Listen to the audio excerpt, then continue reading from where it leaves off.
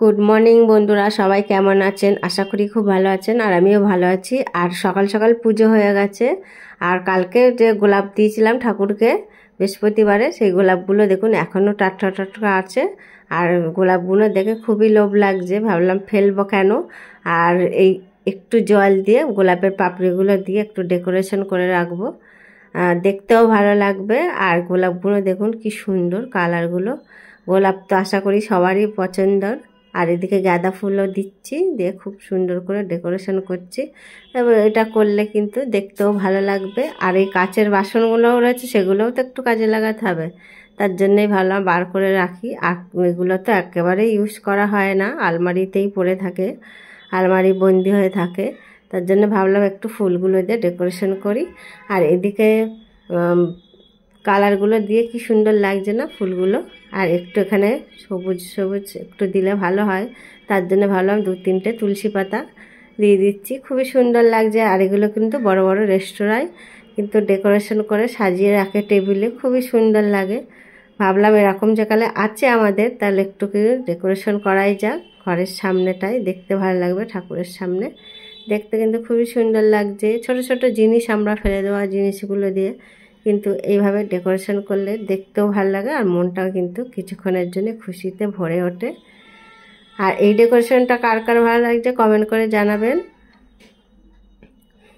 খুবই সুন্দর লাগছে। আর আমার আলমারিতে এরকম বাসন অনেক আছে, আপনারা দেখতে চান কমেন্ট করে জানাবেন। আর এই দেখুন মা লক্ষ্মীর সামনে ভাবলাম মন্দিরের সামনে এই ডেকোরেশনটা করে জলের ওখানে রেখে দিই, মানে জলের বাটিটা বসিয়ে দিই, খুব সুন্দর লাগছে ঠাকুরের সামনে। ঘরে ঢুকেই কিন্তু ঠাকুরের সামনে দেখতেও ভালো লাগবে। আর মা লক্ষ্মী আসুন, আগমন করুন, এটাই বলছিলাম।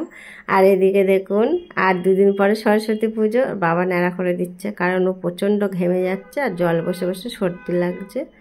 চলুন তাহলে আর বেশি কথা নয়, এবারে যাব রান্না বান্না। আর ভাত কিন্তু আগে থেকেই আমি বসিয়ে দিয়েছি, চলুন আর বাকি রান্না বান্না কি হয় দেখা যাক। আর আজকের ভাতটা তাড়াতাড়ি বসিয়ে দিয়েছি, এবার রান্না বান্না করব, চলুন রান্নাঘরের দিকে যাওয়া যাক। আর আজকের ছোট হাঁড়ি করে ভাত বসিয়েছি, কারণ আজকে রাত্রিরে সবাই রুটি খাবে, তার জন্যে একবেলার মতন ছোট হাঁড়ি করে ভাত বসিয়েছি। অন্য অন্য দিনে ডবল করে, মানে ডাবল দুবেলার জন্য ভাত হয় বলে বেশি করে করায়। আর এদিকে একটু ভাবলাম মুসুর ডালের বড়া করা যাক, দিয়ে ডালটা ধুয়ে ভিজিয়ে দিচ্ছি। ডালটা খুব ভালোভাবে ধুয়ে কিছুক্ষণের জন্য ভিজিয়ে রাখবো, বাকি অন্য কাজ করতে করতে ডালটা কিন্তু ভিজে যাবে। আর চলুন তাহলে চায়ের বাসনগুলো যে সকালে চা খাওয়া হলো সেইগুলোই কিন্তু মেজে ঘষে নেওয়া যাক।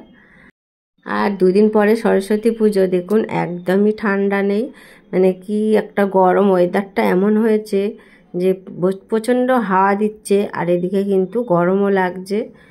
এরকম কিন্তু কোনো বছরে হয় না, এবছরে যেন একটু গরমটা খুব তাড়াতাড়ি পড়ে গেছে। যেমন শীতটাও কিন্তু দেরি করে পড়েছে, আবার গরমটাও কিন্তু খুব তাড়াতাড়ি করে চলে এসেছে।